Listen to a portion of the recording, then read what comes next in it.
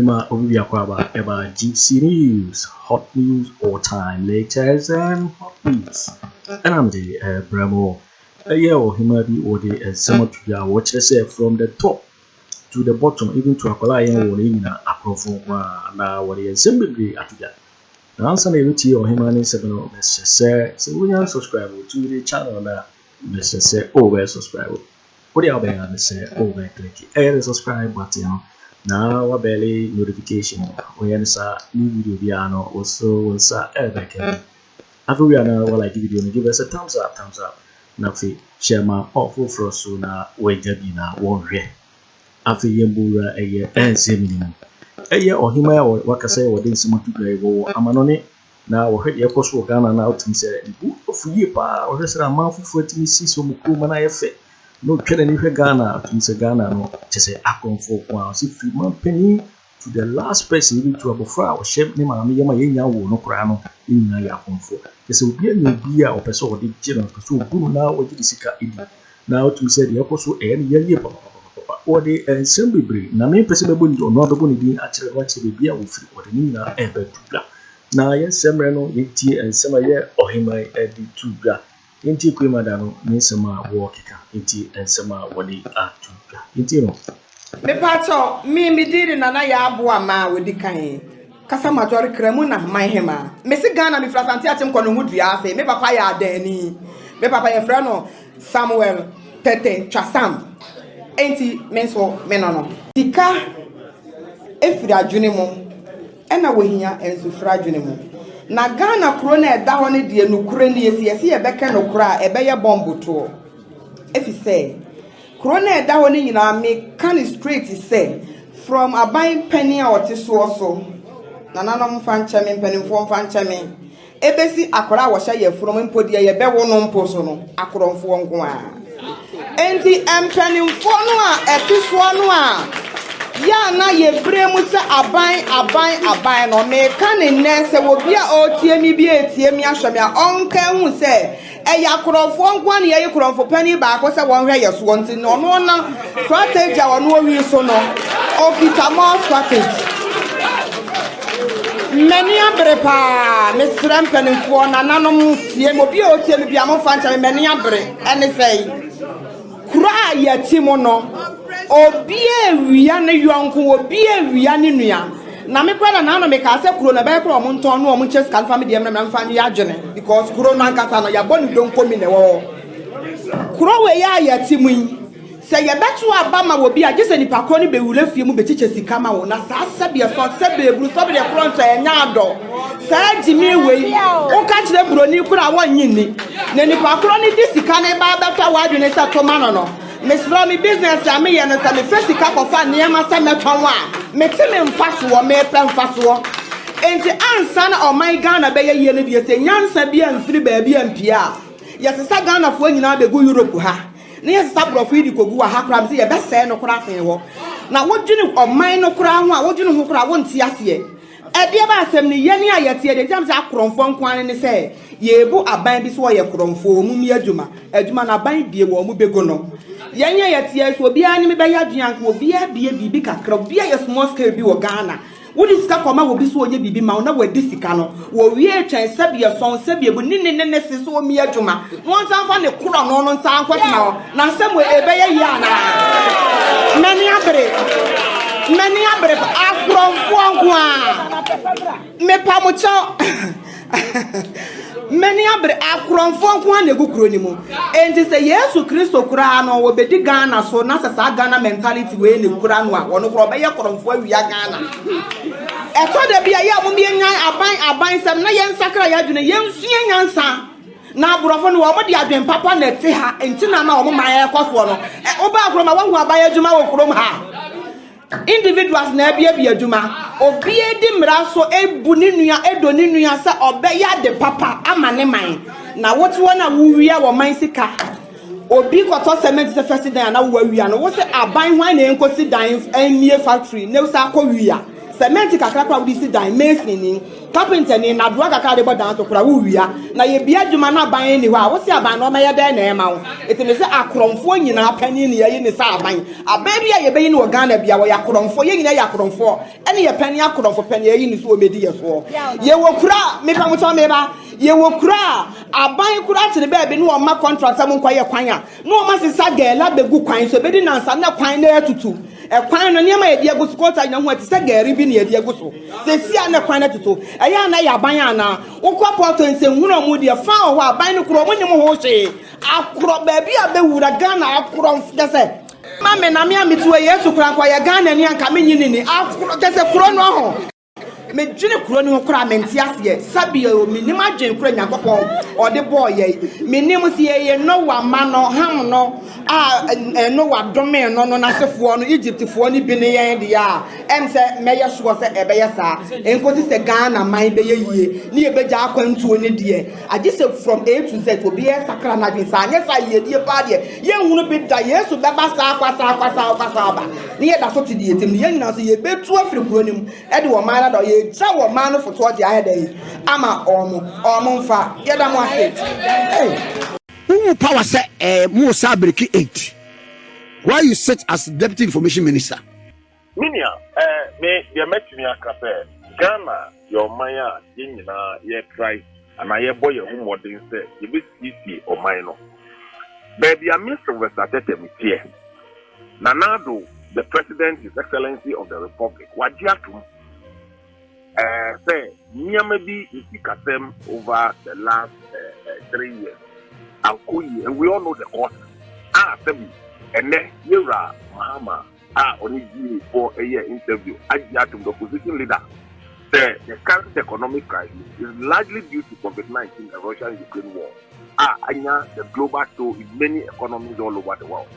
And then going into this election, it cannot be the only reason the economic situation be the only reason Ghana for Betuaba.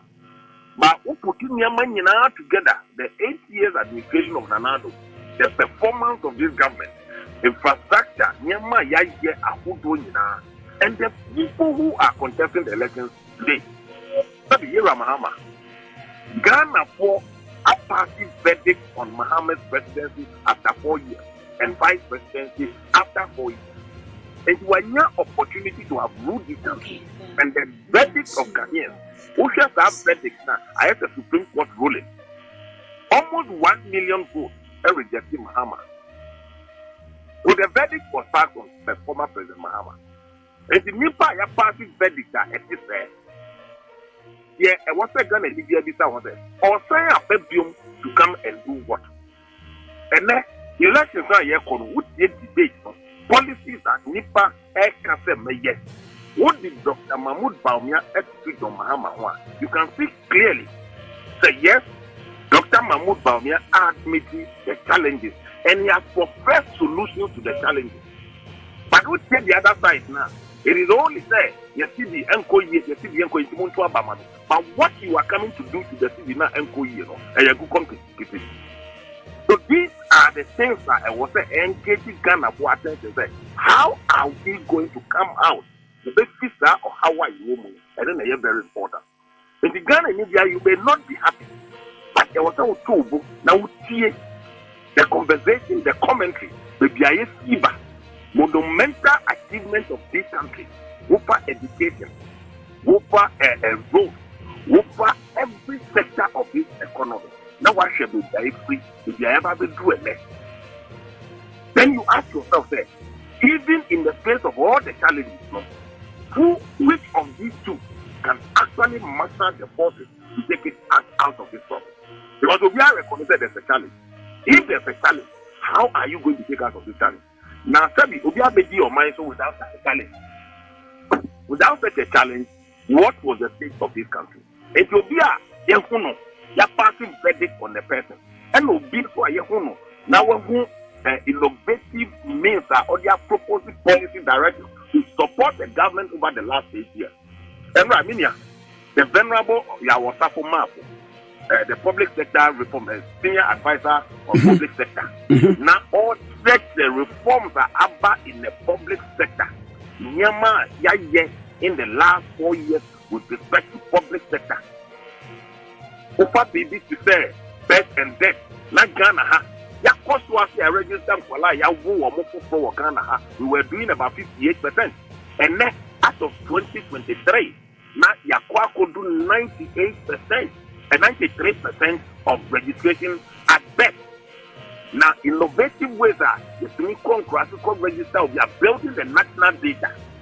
Dr. Bawumia can't Ghana for say there is so much disparity in our tax regimes and what Ghana has. And then Oba my tax amnesty. Now Ubia started from a flat rate of taxation. As saying to Dr. Bawumia, a challenge says we have set our import taxation to the dollar. Ubia Agyarko says those the dollar no, the respective dollar no so much than our city. Henceforth, of the year president, we are not going to determine our taxes at the port based on the dollar.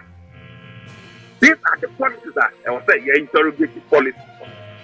Nyama Akufo innovative ways are the best come out of the challenges that the woman is here. These are the things that Dr. Bawumia can want them. And 2 years Ghana here, now I was so trans. Yes, there's a challenge. What are the challenges? Who has solutions for all of us? Now, my main class themselves. Yeah, now Dr. Bawumia. Now, also can buy him. Indeed, or can buy him. Now, so even if Nanado ever yet president for the third term, you don't expect Nanado to do the same things that why in the first term or the second term. And don't see, say Dr. Bawumia can. Yes, the successes are accepting in all the sectors. Dr. Bawumia can. Accepting responsibility there is a challenge. And this is how the Kwaku are challenged. And don't see what's any pandemic is now. Ghana need the other one. Yes, a woman say, I would say, Abba, and yet Ghana all over the world. In our country, there is a leader in Dr. Bawumia who will take advantage in our next chapter. These are Nyama I was here consider. They share a nepe. Now they will focus to our bed without the considerations of Nyama Yeka Wasemi. So the true leader who in actual fact my free economic situation and as a challenge that you will as a country. And when the thing say a verdict has already been passed on one of the aspirants, leading aspirants all elections. When Owusu has been tried and tested of his performance, did say Ghana for down to benefit a lot from such a leader. So media the Ghana for any bay I can land based on Yama all over the country. I can assure you that the minimum say there's a only a boy who they say yes to me here. Ghana for ever my breaking age, but Dr. Bawumia about the year president. But the long held vision, Nyama wouldn't know. Now he also helped to take us to the way up to another level. Yes, his name is Ghana for Yo, it for winning, and some of your QueenMother or him for Ghana watches it from the top to the bottom of Makola. Sherman, my young women, Akufo.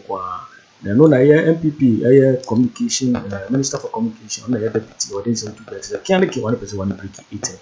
And who's now what the air to because this and our 7 young subscriber. Yeah, Mr. Say over subscribe and I like it. Now I watch a video. I'm awful for so in your be now watch it. Also, bet me actually what for a year and some way home. I will comment box me. Mobati make a view in my next video. Thanks for watching. Like and share the video. You can also drop your comment. Please don't forget to subscribe. Click on the bell to turn on the notification.